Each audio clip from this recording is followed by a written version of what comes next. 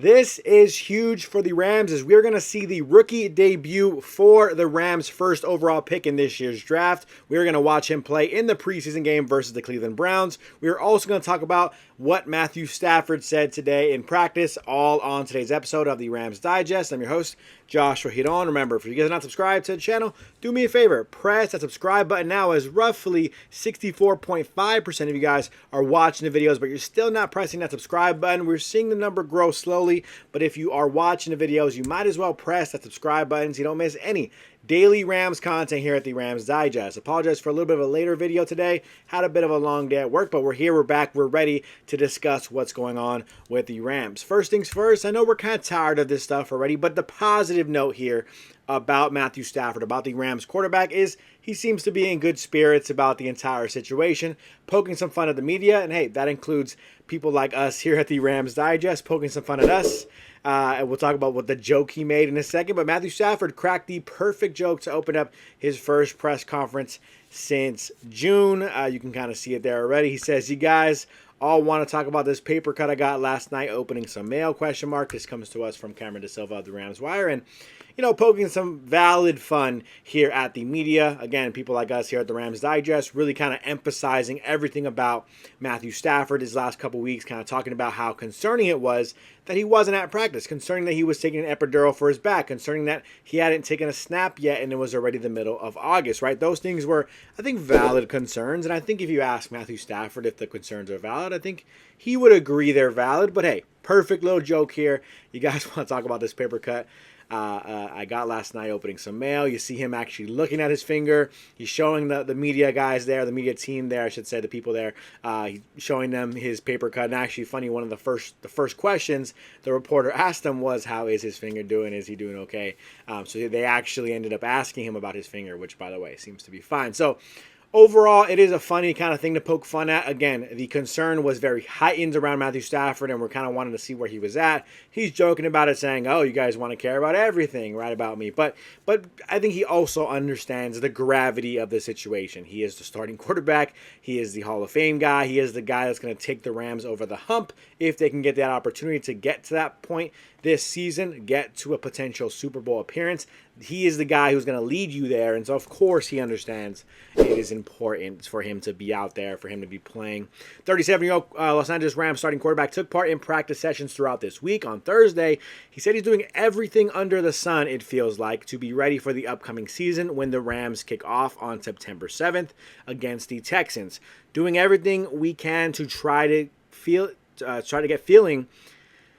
get to feeling as good as I can, Stafford told reporters. Just really everything I could possibly do. Done a ton of research, just trying to help myself out.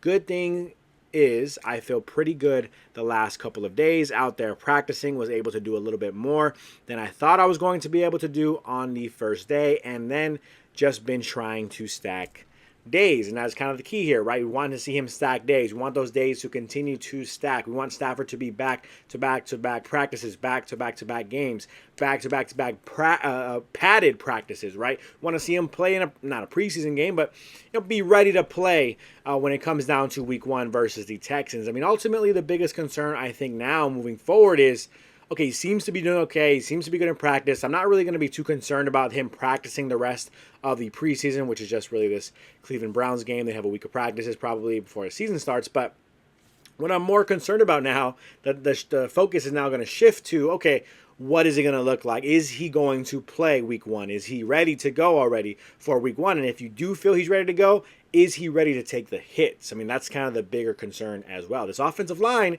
is not the healthiest it's ever been. So will he be able to put up with a bad offensive line? Will he be able to move around in the pocket? Will he be able to trust himself as well, and trust his offensive line, trust his instincts as well as a quarterback? I mean, those are all things that are going to be concerning. Or is he going to be so concerned about a blindside hit to his back, or so concerned about getting sacked, having to fall down to the ground, getting himself back up, all that good stuff? Is that how much his back is bothering him that he's going to be concerned about that, and will it affect his play? Those are all valid concerns that we're going to have to be patient about and wait and see come September. But as of right now, it looks like things are doing pretty good on the Matthew Stafford quarterback front.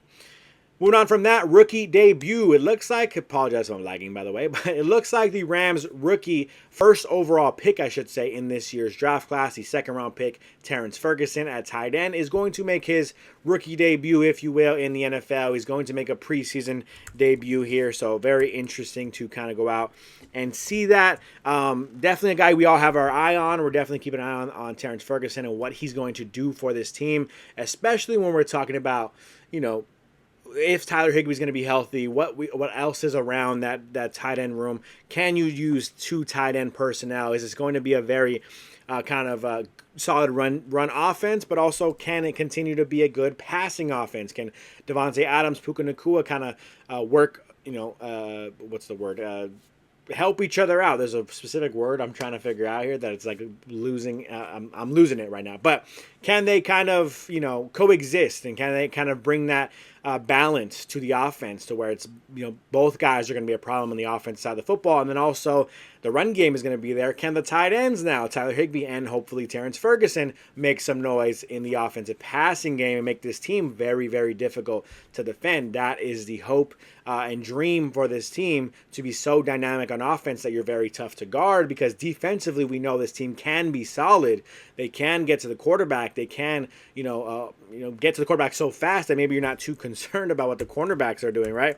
That is kind of what we already know from this team. Sorry, I'm lagging so hard right now. Not really sure why, but the reality we know from this team is the defense could probably hold up pretty solidly. Want to see what they do versus the run this year. But can this offense be so dynamic that we're not even that concerned about what the defense is doing, because that is really what's carrying us to win. That is the hope, obviously, for the offense side of the football. The defense wants to hold up. Don't get me wrong. But Ferguson's breakout back in college came in 2023 when he earned first team all Pac-12 honors, followed by 43 receptions in 2024, a career high, before concluding his college career in the 2025 Rose Bowl against Ohio State. His consistency and ability to stretch the field as a pass catcher earned him recognition as one of the draft's top tight end prospects. The Rams, however, are approaching Ferguson's debut cautiously. McVay indicated that Dresser Wynn will start at quarterback against the Browns, so not really much to see there at the quarterback position, I think, for the Rams. No offense to Dresser Wynn, but I think he's competing for a practice squad slot for him from his perspective, right? With veteran Matthew Stafford not traveling for the preseason finale, Wynn, who last appeared in the 2024 preseason finale against the Texans, completed 9 of 16 passes for 72 yards in that outing. Saturday's game will be the team's last chance to evaluate depth pieces before finalizing the 53-man roster. So ultimately, we kind of know what this roster is going to look like. We're not too concerned about what is on this roster. We know kind of who the guys are going to make the roster. The back end might have some kind of tweaks to do, of course, but so far at this point, we do know what's going to happen. Now, when we look at Terrence Ferguson and what he's going to bring to the table on the offensive side of the football, kind of hard to judge. Talking about a guy last time, Dresser Wynn, the quarterback, threw for 9 for 16, so okay numbers there, but 72 passing yards. I mean, we're not really expecting him to fling the ball all around the field and get Terrence Ferguson the ball a whole bunch, and we're not expecting Terrence Ferguson to be on the field a whole bunch. I think he's a guy that the Rams want to obviously be cautious with. They want to make sure he plays, gets some, gets a snap in, gets a pregame in, gets all that kind of, pregame jitters and first NFL kind of game on the NFL field, kind of jitters out the way a little bit, and then kind of let him, work his way into the offense, of course. And so not too concerned about what we're going to see here, but it's going to be interesting to go out and see what Terrence Ferguson does do, if he does anything significant, of course. Just kind of see how he's looking out there on the field. Moving on from that, last but not least, my favorite part of the episode, Trivia of the Day, where I ask a trivia question.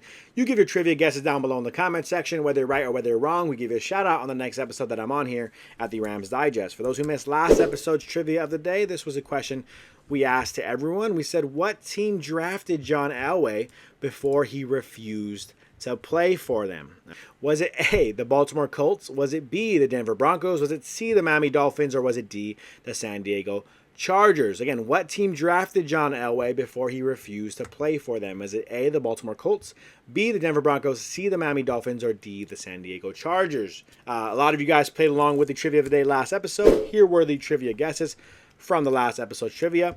We had George saying, I think it was the Baltimore Colts. We had Floyd saying Denver. We had T1 Porter saying the Colts. We had Thomas saying That answer Arch gave is really interesting. Shout out to you, Thomas, for talking about something else we talked about in that episode.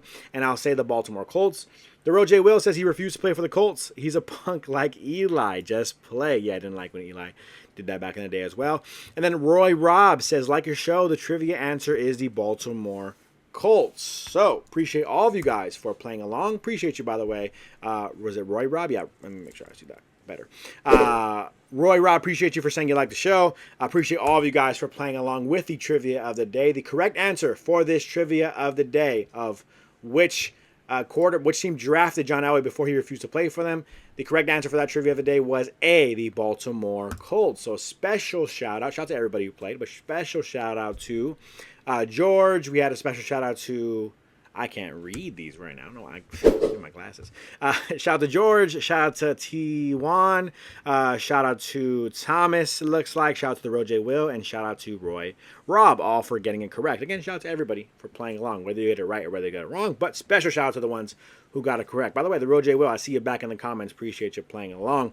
Appreciate all of you guys for playing along with the trivia of the day. If you missed this episode's trivia of the day, you're like, that was an easy question. I knew that answer. Well, hey, you can get a shout out just like these folks on the next episode that I'm on here at the Rams Digest if you just play along with today's trivia of the day, which is this question here. Which quarterback holds the record for most career interceptions thrown? Now, we asked something kind of similar like this recently, but it wasn't, I don't think it was the record for interceptions, but if I'm wrong, let me know. Which quarterback holds the record for the most career interceptions thrown? Is it A, George Blanda? Is it B, Brett Favre? Is it C, Peyton Manning, who threw a lot of interceptions early in his career especially? Or was it D, Vinny Testaverde? Again, which quarterback holds the record for most career interceptions thrown? Was it A, George Blanda? Was it B, Brett Favre? Was it C, Peyton Manning? Or was it D, Vinny Testaverde? Give your guesses down below in the comment section. Whether you're right or whether you're wrong, we'll give you a shout out in the next episode that I'm on here at the Rams Digest. Other than that, that's going to do it for me on today's episode of the Rams Digest. Hope you guys are subscribed to the channel. If you're not subscribed already, that's going to do it for me. I'm your host, Joshua Giron, and I'm out.